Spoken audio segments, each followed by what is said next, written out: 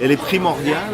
Pourquoi? Parce que moi, je travaille beaucoup dans ma fonction avec les compagnies pharmaceutiques qui sont intéressées, qui viennent la plupart du temps me voir parce qu'ils ont un produit à développer. Ça fait 20 ans que je le fais, j'ai toujours eu affaire à des gens charmants, scientifiquement intègres. Okay, j'ai pas de honte à le dire, là, c'est plaisant de travailler avec eux parce qu'ils se rejoignent très vite. Pourquoi? Parce que dans l'industrie, ils ont compris que si le travail est mal fait, ça ira pas au bout. Okay? Que si le produit est pas bon, c'est bien mieux de le savoir maintenant que d'après y avoir investi. Une molécule, là, c'est 10 ans de développement, c'est $1 milliard. Okay? Du début là où tu as trouvé la molécule à la mise en marché chez l'humain. Okay? Fait que c'est bien mieux de le savoir quand tu es encore à peu près à $300 000 qu'après. Hein? Tu comprends là? Puis c'est ça l'argument qui fait. Oh, à un moment donné, la minute. Puis, donc, ce genre de recherche-là financée, dont tu présentes les choses très clairement, tu n'as jamais de problème.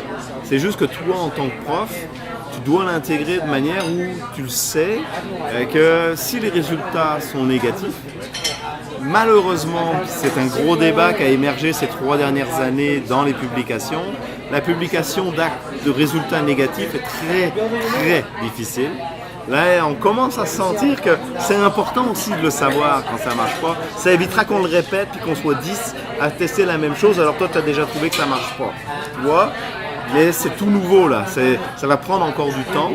Par contre, moi j'ai toujours réussi avec les sponsors avec qui je faisais des études. Ok, on va pas sortir d'un papier sur la molécule, elle ne marche pas, mais au moins on va faire des publications sur les méthodes.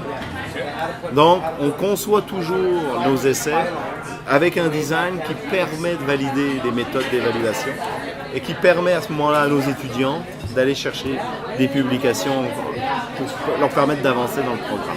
Puis moi, d'avancer dans ma carrière. Là où je vois moi des dangers plus grands, c'est quand on rentre l'industrie dans l'université de manière large. Quand une chaire de recherche est financée par la compagnie X ou Y, quand un programme au complet est financé de recherche par, tu sais, à Laval, on a tous vu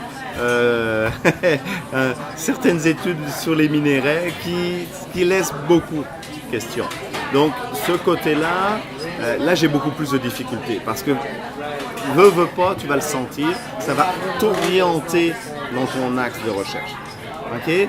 Et c'est d'autant plus fort qu'en début de carrière, tu ne peux pas avoir la lucidité nécessaire pour te rendre compte. Moi, j'ai eu la chance de m'intégrer à un groupe où il y avait des mentors qui travaillaient depuis longtemps dans l'industrie et j'ai bénéficié, tu vois, de cette facilité-là, de ce qu'eux avaient vécu pour mettre tout de suite à comprendre la mécanique que tu dois mettre en place pour ne pas t'embêter.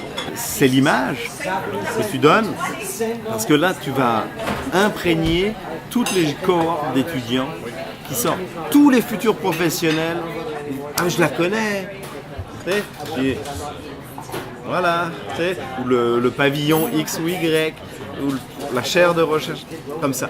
Et ça, c'est énorme là en répercussion. Et c'est vrai que ça fait peur. Là. Deneau parle des ventes de cerveau.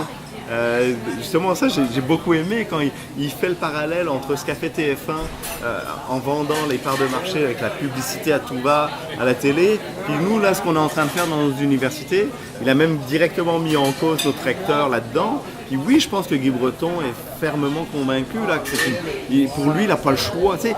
À la base Guy Breton il veut y aller, il veut améliorer l'université. Moi je suis largement convaincu de ça, mais il essaye de le faire, lui, en se disant mes contraintes, c'est ça, faut que je joue avec ce qui est à ma disposition et les outils traditionnels sont plus capables de suivre.